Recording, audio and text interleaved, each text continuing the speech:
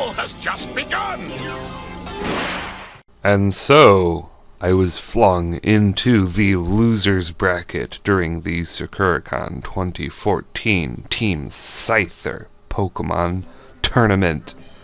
I'm gonna have to fight my way out of it. We're gonna see how it goes. I'm gonna fight a man called Boom, a trainer called Boom, and I'm gonna lead with Arcanine. He's gonna lead with, what else? Reckless Straptor, which is a huge threat, and I'm going to make a play I regret immediately on the first turn by giving him switch advantage, because instead of clicking Brave Bird, which is what I was afraid he was going to do, he's going to do the smart play and U-turn out of there. So already on the first turn I have been misplayed, and he could U-turn into B-Sharp for all I know and just start setting up and completely ruin my life. But what he decides to do is use that free switch to go into Venusaur. Everybody in this Team Scyther tournament was a little bit odd. Like, all of them were pretty good, but they weren't that good. So there are a lot of plays that they do that just completely surprise me, and it really throws me off. And then of course there's me shooting myself in the foot, which happens once every match.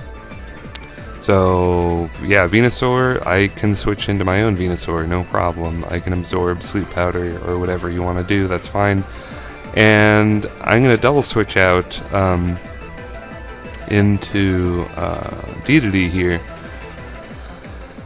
See, I thought, and then, yeah, there just aren't any words for what happened, what transpired there. I could have gone into Sylveon, because this thing is clearly scarfed, and I waste Empoleon, which means no Stealth Rocks for me, and that's a huge problem, because he has Talonflame and Straptor.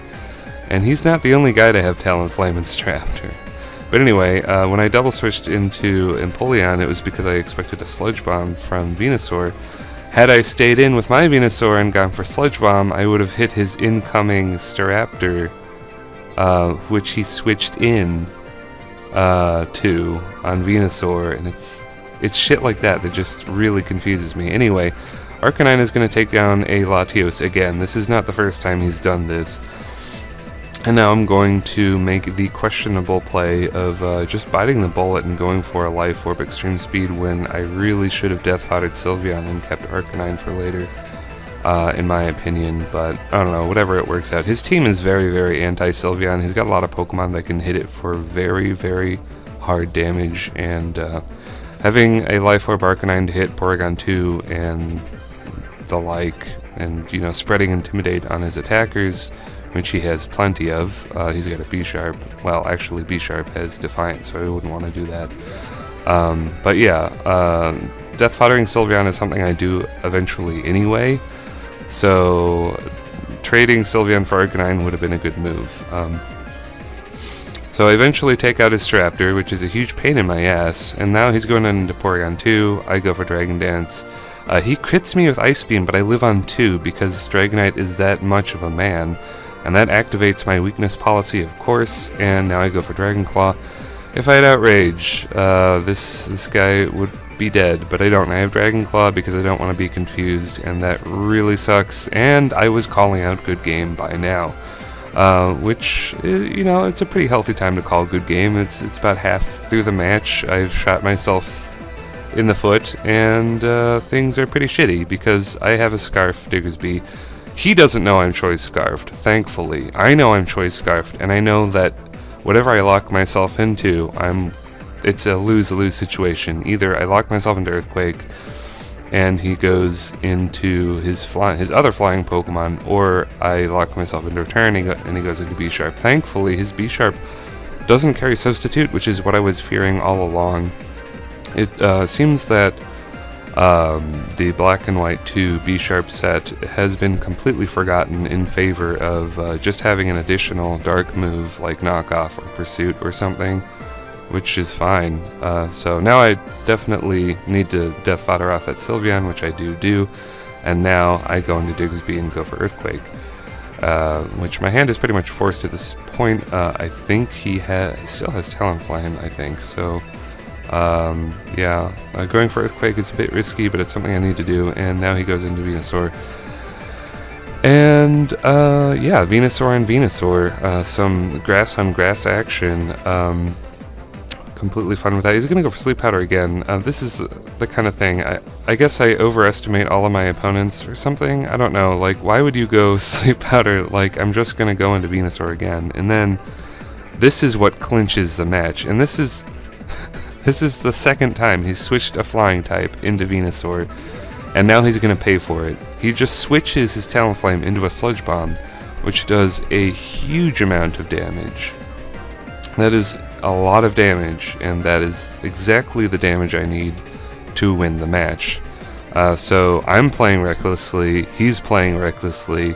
It's the kind of thing where you just, yeah, yeah, you just don't know how to work around a certain guy, and then you make strange moves, and that's pretty much this match in a nutshell. So now we're going to have some more Venusaur and Venusaur action. We're just going to Sludge Bomb each other until we die. He seems to be faster than me, perhaps, with more special attack investment, but because he switched into a Sludge Bomb attack, I am going to be able to take him down first, and now here comes Talonflame. He does have leftovers, so I don't want him to roost for free, which is why I'm going to leave in Venusaur. And Flora Power is going to faint, but it's for the greater good, and now I can go into Diggersby, who is still alive, which is fantastic, and this man is going to do a very funny thing. He's going to go Roost, and it's like, what? He's like all of these tournament matches are like, if I would have stayed in and attacked instead of predicting him to do something, this match would just be over a lot sooner.